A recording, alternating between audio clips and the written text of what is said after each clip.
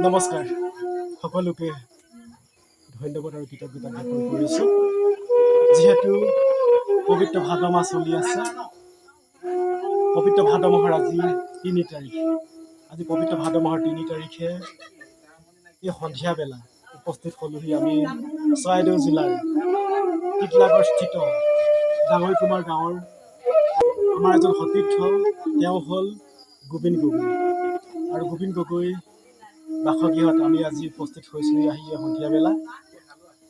পবিত্ৰ ভাদ মাহৰ উপলক্ষে আজি আমাৰ সাৰাংগপানী দিহানামৰ দলটিৰ যিহেতু নামৰ আখৰা চলি আছে, পবিত্ৰ ভাদ মাহৰ উপলক্ষে বিভিন্ন থানত আমাৰ দিহানামৰ দলটিৰ নামৰ যিহেতু প্ৰগ্ৰেম আছে, গতিকে উক্ত নামত অংশগ্ৰহণ কৰিবৰ কাৰণে ব'লক আমি ভিতৰলৈ সোমাই যাওঁ। ভিতৰত আমাৰ সতীৰ্থসকল আছে, বিশেষকৈ আমাৰ লগত আছে বাঁহীবাদক তুলন গগৈ। তুলন গগৈ এজন অন্ধ যুৱক, গতিকে তেওঁ সুন্দৰ বাঁহী বজায় আৰু তেখেত আজি আমাৰ লগত আছে। তেখেতৰ লগতো আমি কথা পাতিম, ব'লকচোন আমি ভিতৰলৈ যাওঁ।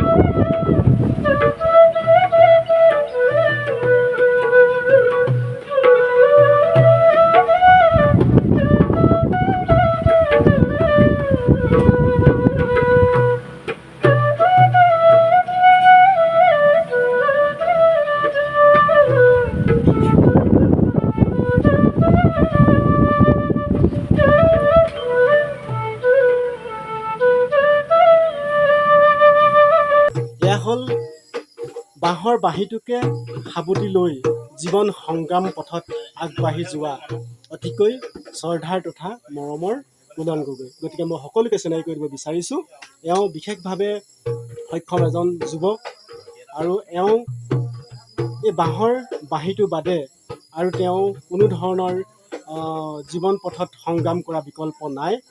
আৰু সেইকাৰণে মই আপোনালোকক দেখাবৰ কাৰণে আৰু চিনাকি কৰাই দিবৰ কাৰণে যত্ন কৰিছোঁ। এয়া হ'ল তুলন গগৈ। তুলন, প্ৰথমতে মই তোমাক মোৰ ফেচবুক পেজলৈ ৱেলকাম কৰিছোঁ। হয়, মই তুলন প্ৰথমবাৰ তোমাৰ পৰা মই জানিব বিচাৰিম, যিহেতু তুমি সংগীতৰ লগত জড়িত, বাঁহীটোৰ লগত, হয় নাই? তোমাৰ সংগীতৰ জীৱন যাত্ৰা আজি কিমান বছৰ হ'ল?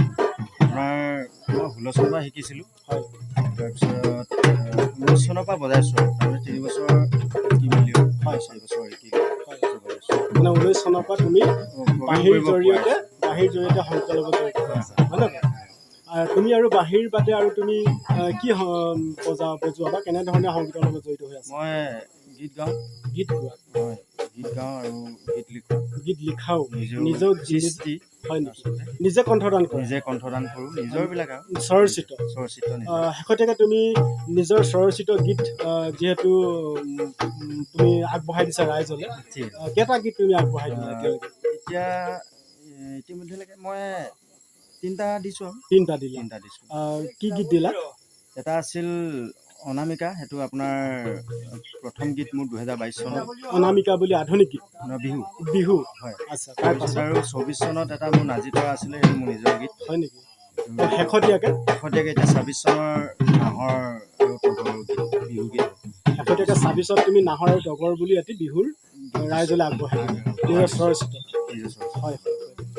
যিহেতু তুমি সংগীতৰ লগত জড়িত, তুমি আৰু কেনেধৰণৰ কি কৰ্মৰ লগত জড়িত?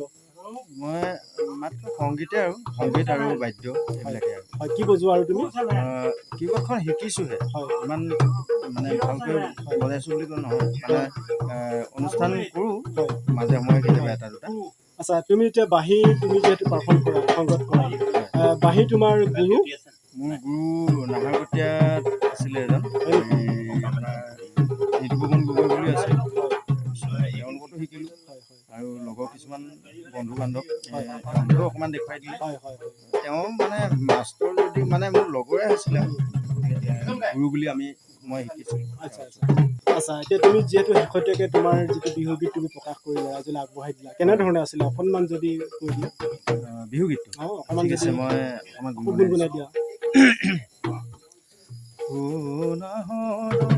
তগৰ ফুলা বতৰত তোৰে নাম মনৰ খোৱাকৈ তোক ল'বলৈ কেতিয়া পাম, কি ফুল ফুলিছে মোৰ ফুলনি গৈ ৰৈ ৰৈ তাকে চাম, সুবাসতো জাগিছে চোন হেঁপাহৰ ফুলৰ পাহিকে পাম, কিনো যে দূৰে মুহিলি কিনো মৰম লগালি, ও দেহা যান পাহৰি যোৱাই টান, ও দেহা যান পাহৰি যোৱাই টান।